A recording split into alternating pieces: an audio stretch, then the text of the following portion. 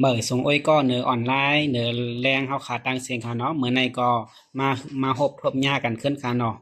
ไรฮบทบหญ้ากันก็ขึงกว่าย้อนมาจำนาการกูลองแฮตันมาฮบมาหญ้ากันค่ะเนาะเหมือนในมาฮบมาหญ้ากันในเตเอาตั้งปุ่มอ่อนโหนึงแฮเตมาใครนี่ค่ะเนาะเนื้อปุ่มโหนั่นเตมีเจิ้งหือหลายๆเตมีตั้งหู้เจิ้งหือไหนก็มาถ่อมด้วยจอมกันค่ะเนาะเมื่อยามหนังนั้นมีหมู่วานอ่อนตีหนึ่งหลังเฮิรนกวนเขาเตมีอยู่หมอก50ในค่ะเนาะหมู่วานอ่ำปอเล็กอ่ำปอใหญ่มีไว้หิมลอยลิงค่ะลอยลิงในก็กึ่งจือมั่นว่าลอยลิงค่ะเนาะเนื้อลอยนั่นก็ลิงนำหนาค่ะเป็นลิงเถินค่ะเนาะมีเจ้ามีของเป็นลิงเถินให้ไหนค่ะวันหนึ่งมาจากซัมมีสัตเทหลงก็หนึ่งลูกตั้งเมืองเขแหวมาเหล่นหมู่วานเฮวมาลาดว่าเตใครมาซื้อลิงไหนครับเฮาก้นวานเขายอบลิงนั่นมาขายปันไหนครับลิงหนึ่งตัวนั่นปอเล่งเขตลาวป้านนั่นเตฮับซื้ออยู่50,000ไหนครับเนาะก้นวานเขาก็คำพองกอยุ่มคำพองกอยุ่มต่อแต่ตังวานในมีกนกองไว้มีอายกองตือตันแหมันกว่ายอบกว่าตีลิงมาเตค่ะเนาะกว่าตีลิงมาแหลุงเขนั่นก็ซื้อเอาเต้ค่ะซื้อเอากว่า50,000ซื้อ50,000แฮไว้กาลุงเขนั่นไปเอาเมื่อค่ะเนาะขึ้นไหวเนอหมู่วานนั่นก้วยไปเอาเมื่อเมืองเขลุงเขนั่นจังซ้ำขึ้นลาดแทงว่าปอปาดนาไหนเตมาซื้อแทง1 โตในเตปัน100,000ไหนครับปอว่าลุงเขนั่นลาดว่าปาดนาเตมาซื้อแทงก็ไม่เตปัน1 โต100,000ไหนก้นวานเขาในวันกันยุ่มมาหมอกครึ่งแนวค่ะเนาะเที่ยงครึ่งก็ไปยุ่มค่ะตาครึ่งได้ใครยุ่มเนาะค่ะอ่อนกันกว่าหาดิ้งมาไว้ค่ะเนาะอ่อนกันกว่าหายอบดิ้งเนื้อเถื่อนแหวมาไว้ทำไมเผิดถึงวันอันลุงเขลาดไว้ว่าพอถึงวันแทงวงหนึ่งมันเตมาซื้อ1 โต100,000ในแหละก้นหวานเขาก็อ่อนกันลิงมาค่ะเนาะเดดอ่อนกันไล่มาบอก1 เฮิรน 1 โตเลยจะไหนจามตัวนี่ค่ะเนาะ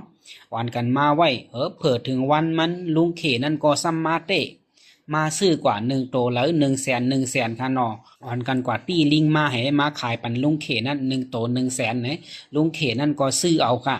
กวยการลุงเขนั่นห้ำไปเอาเมื่อเฮือนแทงขึ้นเอาไว้ตีวานนั่นเฮ็ดคอกมันเหขึ้นเจอโกนมันเป้อไว้ค่ะเนาะถ้าโกนมันเป้อปันลิงนั่นขึ้นไว้เนื้อวานนั่นลุงเขนั่นจังซ้ำขึ้นลาแทงว่าปอปาดนามันเตมาซื้อขึ้นแทงเขาปาดนาเตมาซื้อแทง1 โตนั่น200,000ค่ะคนเนอวานนั่นขึ้นบอลกันกว่าหาตั้งวานค่ะก็ไม่กว่าหาลิงมาค่ะเนาะกว่าหาลิงเดือลอยนั่นไล่มานำหนักค่ะเอาลงมาขายปันลุงเขนั่นพอถึงวันมันก็ลุงเขนั่นก็มาซื้อเต้ค่ะ1 โต200,000ไหนเอาคนเนอวานเขาในโจมหนักค่ะนะอ่อนกันเอาลิงให้มาขายในไล่เงิน1 โตใน200,000นั่นอ่อนกันโจมเซอเหตีลิงมาขายค่ะเนาะอ่อนกันกว่านำหนักค่ะกว่าตั้งวานตีมาดิ้งเนอเถื่อนนั้นพอหมดเขาเนอเถื่อนนั้นว่าโตเล็กโตใหญ่คือเทโตเอามาขายหมดค่ะ1 โต200,000เนาะก็ไม่ลุงเขนั่นจังซ้ำขึ้นว่าแทงพอปาดนาไหนมันเตมาซื้อแทงเขาเตมาซื้อแทง1 โตนั่นเตปัน10,000เขาก็ไม่1 โตนั่นเตปัน10,000ลิงอันมันซื้อไว้เจ้านั่นก็ไปเอาเมื่อค่ะตึกไว้เนื้อหมู่วานตึกไว้เนื้อวานแหเจ้ากวนมันเป้อไว้ตัวไว้ดีๆนะแหขึ้นมือกว่าพอปาดนาเตมาซื้อโต10,000นะก็ไม่กวนวานได้ใครไล่โต10,000กวยการลิงเนี่ยมีค่ะเนื้อร้อยนั่นลิงเถื่อนเจ้านั่นมีเหตุโตค่ะนะตีกว่าหาดดีแล้วในก้าวตาตีเอาลิงมาขายเพราะไล่โต10,000นั่นไหนอ่อนกันว่วนข่าวก็ไม่ลุงเขนั่นก็ลิงเจออันมันซื้อไว้เจ้านั้นไปเอามือเอาไว้เนื้อวานก้วยเจ้ามันแต่มือกว่าเอาก็ไม่โกนอันเปิ้ลลิงนั่นทำวาหังโกนวานเขาพอสู่ใครไล่โต10,000ไหนมาซื้อเอาลิงจ้านั่นขึ้นเขามาซื้อเอาลิงจ้านั่น1 โต700,000สู่เดลัยน้ำหยาดมัน300,000พอเลี้ยงเข้ามาเนี่ยสู่เอาลิงจ้าไหนขายขึ้นแลนี่เขาว่าหังเขาเนาะว่าหังโกนวานจ้านั่นมาซื้อเอาโต700,000พอวันพอเลี้ยงเข้ามาสู่ขึ้นขายขึ้น10,000ในสู่เดลัยน้ำหยาดน้ำตอนมัน1 โต300,000พอสู่ซื้อเย้าค่าก็ตีลักปลายกว่า8เย้าในมันมาใส่หยาดทั้งกวนวานเจ้านั่นค่ะเนาะเฮ็ดนั่นกวนวานเจ้านั่นก็เจ้าตี้ในอ่อนกันมาซื้อลิงเขาก็ไม่อ่อนกันมาซื้อลิงอันเขาหามาขายมือป่วนมา 52,000 100,000ฉะนั้นก็ไม่ขึ้นมาซื้อเอาขึ้นโต700,000ค่ะเนาะซื้อไว้ขึ้นหมดค่ะอ่อนกันมาซื้อเอาขึ้นหมด1โต700,000พอลุงเขมาขึ้นบ่เขาขายดิพอลุงเขมาซื้อขึ้นเขาอำเตไรขายขึ้นโต10,000เนี่ยเขาตึกว่าเขาเต็มยาอยู่300,000ค่ะเนาะให้นั้นก็อ่อนกันมาหิมกันซื้อค่ะจมๆเสื้อๆให้เน็ตอ่อนกันซื้อเอาลิงก์นั้นหมดค่ะเลยให้โตซื้อเอามือไว้เฮิรนเผอเฮิรนมันมือเลี้ยงดุมลาไว้ลิงก์นั่นค่ะเนาะเพราะว่าปาดนาวงนาลุงเขนั่นเตมาซื้อขึ้นโต10,000เนี่ยอ่อนกันโจมค่ะเนาะก็ไม่เ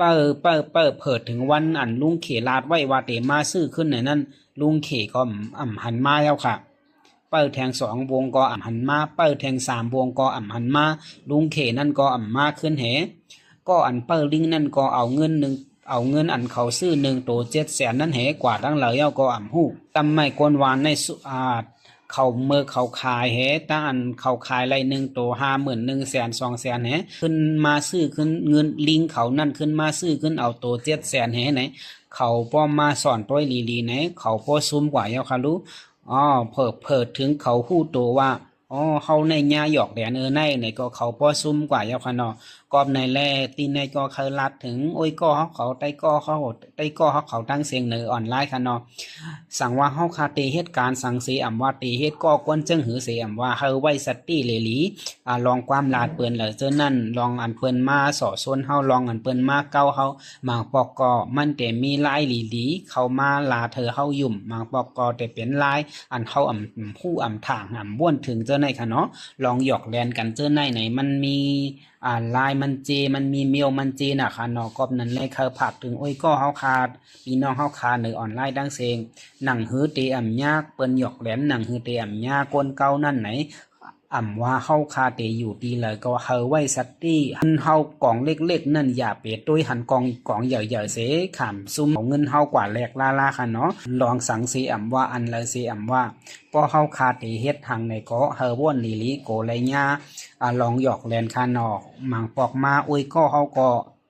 จางหมอหยอกแลนเฮาคาหมางปอกมาพี่น้องกันก็จางหมอหยอกแลนกันค่ะเนาะย้อนเปือเงินคำไหนจางหมอเฮ็ดเฮอกนเฮาตาบอดเลยกันเนาะย้อนเปือเงินนั่นเหกนก้อนนั่นจางเย็นเป็นก้นห้ายกว่าก็เลยย้อนเปือเงินเหกนห้ายก็จางเย็นเป็นก้นหลีมากก็เลยไหนค่ะเนาะเงินนั่นไหนหมางปอกก็คมมันผายหนาเลยเสผ้าเสมีดค่ะเนาะย้อนเงินเหกนแลดก็จางเย็นเป็นก้นเงือไรหมางปอกก็ย้อนเงินเหกนเงือก็จางเย็นเป็นก้นแดดไรไหนใครมาผักลัดถึงอุ้ยก็เฮาคาตั้งเสียงเนี่ยมีเจ้งหนังไหนคะเนาะเฮาไว้สัตตี้กันกูก็คาอย่าเฮาญ่าหยอกเล่นกันเสกำค่ะเนาะไปส่งค่ะ